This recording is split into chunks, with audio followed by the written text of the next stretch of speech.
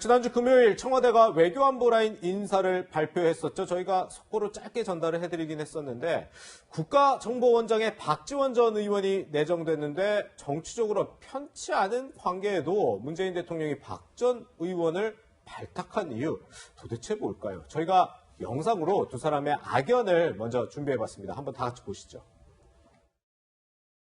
대북 송금 특검은 수사를 하느냐 수사를 하지 않느냐라는 어떤 선택이 아니라 그 수사를 특검에 맡기느냐 안 그러면 검찰이 하게 하느냐의 선택의 문제예요. 야당과 호남을 분열시킨 대북 송금 특검 문제에 대해서 문 전 대표의 진실한 사과를 요구합니다. 친노이 했고 나에게 대해서 국민들과 당원들에게 설명하고 지금 또 친노 말씀을 하시는데 인생과 친의 전당대를 논의할 수 있도록 해주시든가 아니면은 저는 이제 나가는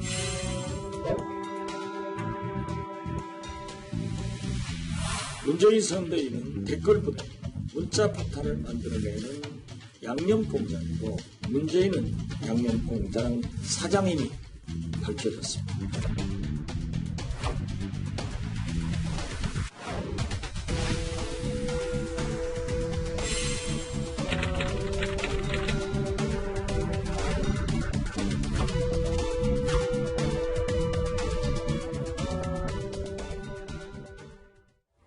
네, 보신 것처럼 문재인 대통령과 박지원 전 의원 이런 악연이 있었습니다. 특히 국민의당에 있던 시절에는 정말 문모닝이라는 얘기가 나올 정도로 아침마다 문재인 대통령을 비판하곤 했는데 우리 또 김경진 전 의원께서 박지원 전 의원과 국민의당에서 같이 몸담기도 하셨는데 문 대통령이 어떻게 박지원 전 의원을 국정원장으로 내정을 했을까요? 참 이게 의문이에요.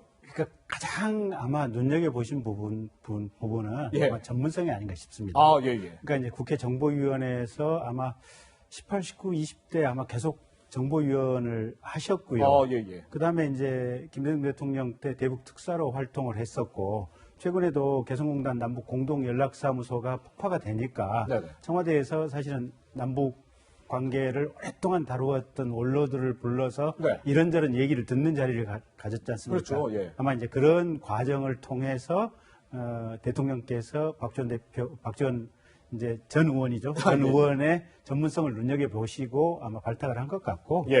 이제 그런 과정 속에서 이게 이제 겸사겸사 탕평 인사고, 네. 이제 과거에 사실은 대북 송금 특검 문제라 이런 부분 때문에 구원이 조금 있었는데 네네. 이 문제까지 그냥 일거에 해결해야겠다. 예. 그리고 국정원이 어쨌든 정치 권력에 의해서 이제 이용되는 어떤 이 악습은 완전히 끊어야겠다. 예. 이런 메시지도 동시에 주고 싶으셨던 거죠. 네, 이 청와대 핵심 관계자 같은 경우는 문재인 대통령은 과거사보다 국정을, 과거보다는 미래를 더 중시한다 이렇게 설명하기도 했고 문재인 대통령의 핵심 측근이라고 하죠. 윤건영 의원 같은 경우도 이번 인사에 대해서 뭐 탕평 인사다 이렇게 평가를 했습니다.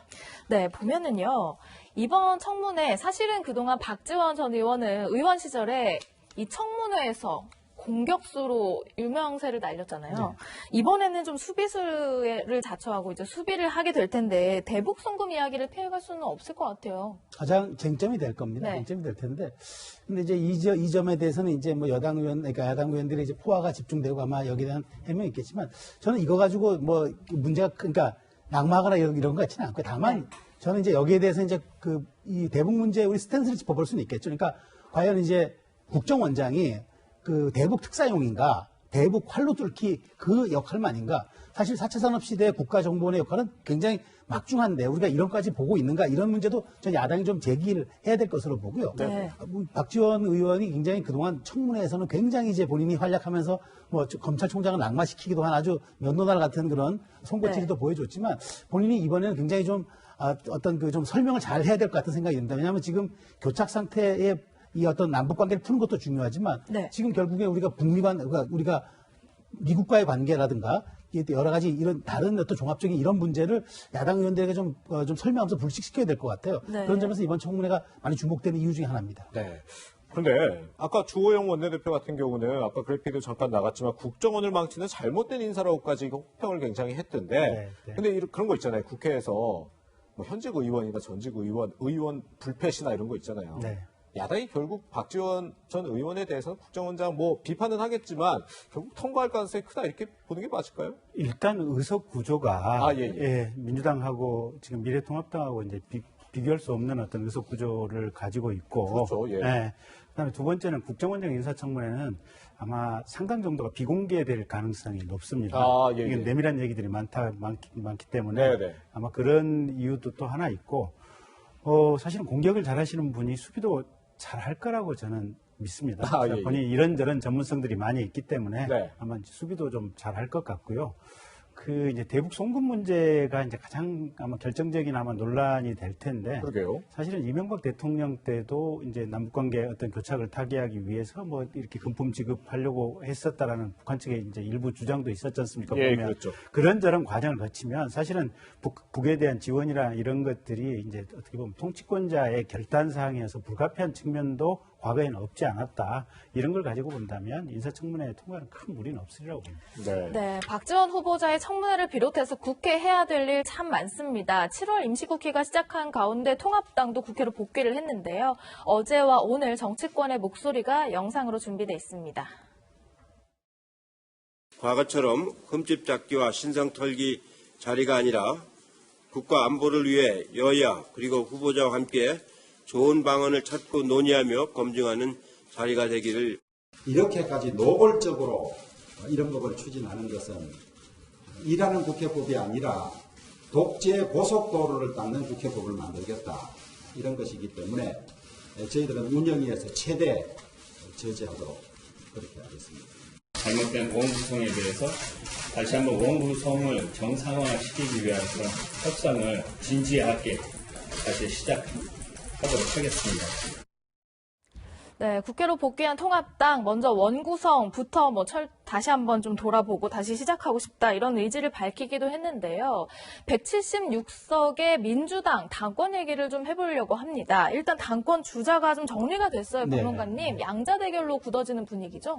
과거에 이제 처음에는 어떤 친문 진영에서 이른바 홍영표 의원도 그렇고 이제 우원식 의원도 그렇고 나오려고 했다가 이번에 여러 가지 이유를 대긴 했는데 제가 보기에는 코로나 정국 이런 얘기를 했는데 결국에는 이기지 못할 거로 판단이 됐기 때문에 아마 드랍을 한 것이 아닌가 싶어요. 그래서 결국에는 이제 이낙연 의원과 김부겸 전 의원의 대결로 좁혀졌는데 굉장히 흥미로운 지점입니다. 왜냐하면 이낙연 의원은 이제 대세론으로 갈 텐데 가장 중요한 거는 본인이 그러면 당대표 하다가 중도에 그만두고 대권으로 나가는 이 점을 어떻게 당원들에게 설득을 시킬 것이냐가 가장 중요한 문제겠고요. 김부겸 의원은 지금 세는 약한데 대구에서 지금 더군다나 출마한다는 거 아닙니까? 아마 험지 출마 선언을 하면서 본인은 굉장히 선당 후사의 그런 자세를 강조할 텐데 또 어떤 다른 대권을 꿈꾸는 다른 후보들이 또 김부겸 전 의원을 어떤 이른바 전략적 지지를 할 수도 있거든요. 그리고 또 이제 또 하나가 지금 민주당 당권이 8월에 열리는데 여기가 이제 굉장히 온라인 투표가 이번에 될 거라고요. 그래서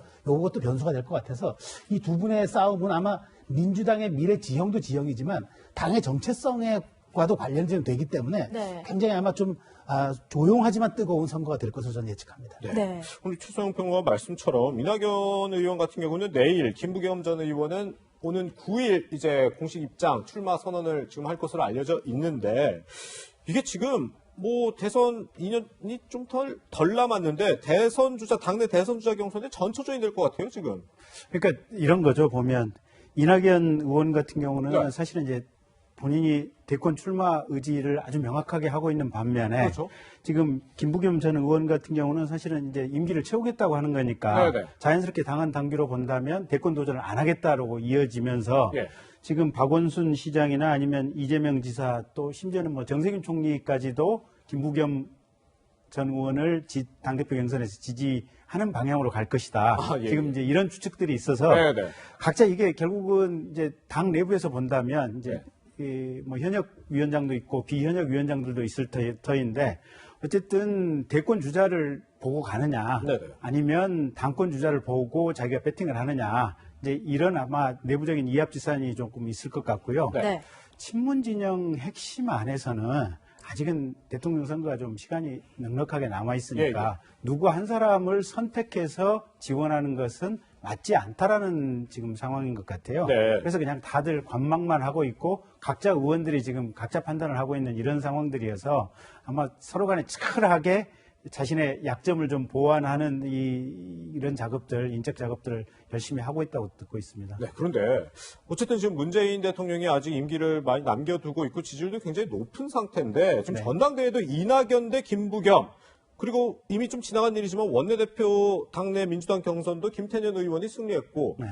이상하게 지금 경선, 당내 경선에서 친문 핵심들이 사라진 것 같거든요. 이걸 어떻게 봐야 돼요? 근데 실은 거의 대부분이 그냥 친문인데 아, 예, 예. 과거의 친문 핵심이었느냐 네. 아니면 지금 어느 정도 이제 신친문으로 들어갔느냐 이 정도지 아, 예, 예. 비문들이 됐거나 또는 반문이 됐다 지금 그런 건 아니거든요 보면. 네. 그래서 친문의 핵심 내부에서도 이 상황들이 크게 뭐 누가 원내대표를 하느냐 누가 국회의장을 하느냐 이런 것들이 크게 중요한 거 아니다. 민주당 내부는 이미 친문으로 거의 다 90% 이상 정리됐다. 아, 예, 예. 이렇게 판단하고 가는 것 같습니다. 그렇군요. 네.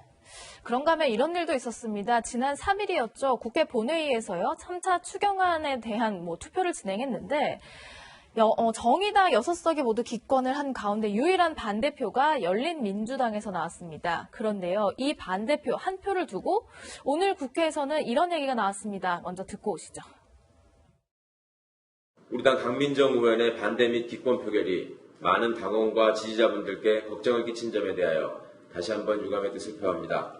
초보 정치인의 한계를 성찰하고 스스로를 다잡는 계기로 삼겠습니다.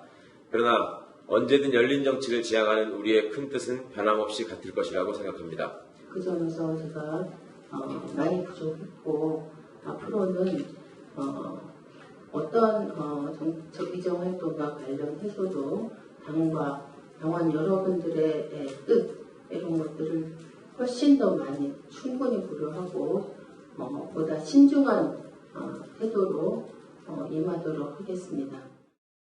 평론가님, 네. 추경안 반대표를 던졌다고 당 지도부와 의원 본인이 이렇게 공개석상에서 사과를 하는 일 어떻게 보셨어요? 아니, 저는 저걸 보면서 지금 이해가 안 되는 게 저걸 왜 사과를 해야 되는지도 모르겠고요. 그리고 당대표가 저거를 왜 또 저렇게 발표를 해야 되는지 모르겠습니다.